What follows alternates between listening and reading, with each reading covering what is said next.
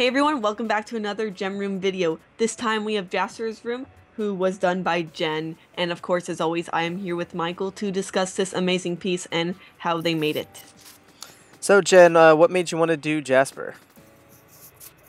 Jasper is just a great gem. She's definitely one of my favorites. I like the fact that she's more of a villainous gem, and she's getting a lot of character development now, which made it like really cool to be able to do her room because I could fit more of that into the piece.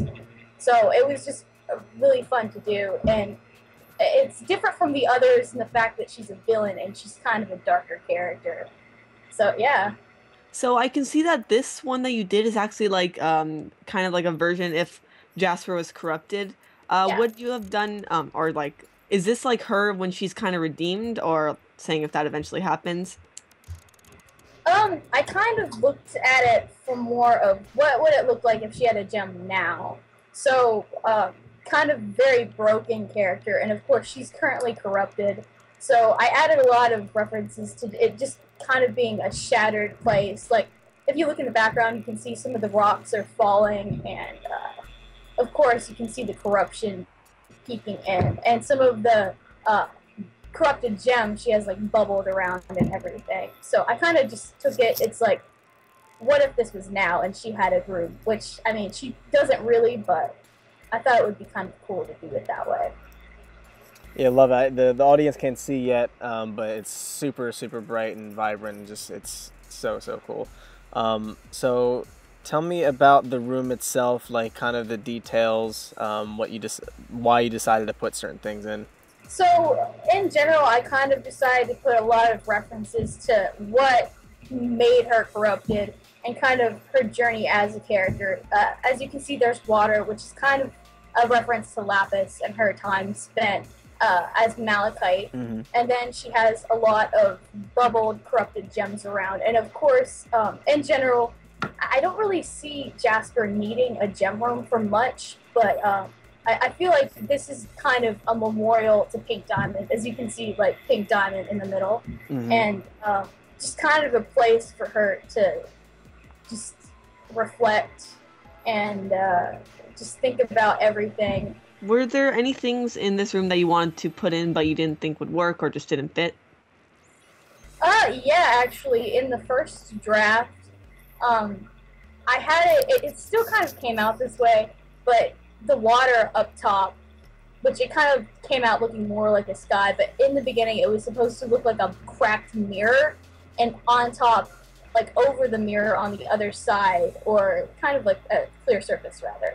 I was going to put Lapis in there, but I thought it was a little bit too busy and a little bit too controversial, so I decided to take it out. So, I think I like it better this way. I did like a thumbnail whenever I started painting it that did have Lapis in it, and since Pink Diamond was kind of the focal point in this room, it was just too much. So, do you have like a headcanon of sorts as to what the corrupted shattered gems are? Are they actual collected gems that she found, or are they just kind of in her head? In general, I know, like in the boiling room where they keep all the other gems. I think this would kind of be a place where Jasper would keep all the corrupted gems she's been gathering and doing fusion experiments on, and just a place to keep them safe. Because, of course, like, she can't really keep them at the beta kindergarten anymore. And Yeah. since this is kind of a canon of sorts, I thought, hey, she'll keep them in her room. And also, I feel like she might spar with them occasionally and try and get stronger. She likes to fight, of course. Yeah. Yeah, I definitely love all the little details you put in there, especially like all the bubbled gems and stuff. But going on to more of Steven Universe as a show, do you have a personal favorite gem or fusion? Oh man, all of them are so fantastic. I love them. But if I had to pick an absolute favorite, it would probably be Amethyst. I love her. I just kind of relate to her on a personal level as like a really goofy kind of, I don't know, almost like a Slavish kind of character. But also she's pretty deep, and Yeah. she has a lot of wounds and everything. And she kind of just, I identify with some of her insecurities in general, so I just love Amethyst. Yeah, she's great. I don't think we've ever gotten that answer yet. I don't think anyone said Amethyst. Um, so going back to the art, can you tell us a little bit about the artistic process, like how you made it come out so bright? Yeah, so I used Paint Tool Sai to do this. So that's one reason why it's so vibrant, because certain filters on Paint Tool Sai have that quality. That's one reason why I like using it. But in the beginning, like I said, I had another thumbnail that I kind of used to map out the colors. And I actually did several thumbnails in a notebook because I just didn't know what I wanted. And then I did one digitally. And I was like, this is okay. So I started trying to painting it. And I was like, this isn't really what I'm going for, because I wanted it to look a little bit more like the Steven Universe style in general. So then I started to do it again, and this time I kind of used a lot of layers and then kept it very clean and more of a graphic style rather than like a painted style. And I really liked how it came out, because I don't usually use the style, so it was experimental, and it was like fun to learn how to do the style in general. Love it. You did a great job. Thank you. Same. So going back to what I was talking about earlier a little bit, do you have any favorite episodes from Steven Universe? Oh yeah, definitely. I love any episodes with Stevani. Stevani would probably be my favorite fusion, other than I don't know. I really like Opal too. They're both fantastic. But other than Stevani episodes, I love episodes that have a lot of Steven character development. Just he's precious. And also, I definitely love the character arc that Amethyst got in the Summer of Steven episodes. I loved it so much. It made me really happy to see her grow as a character. So besides Steven Universe art, is there other types of art that you do in fandom-wise? Oh man, there's a lot.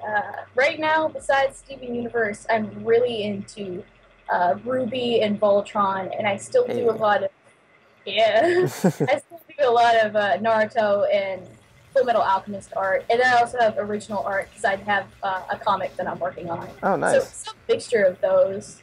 So is there any social media of yours that you would like people to check out or follow?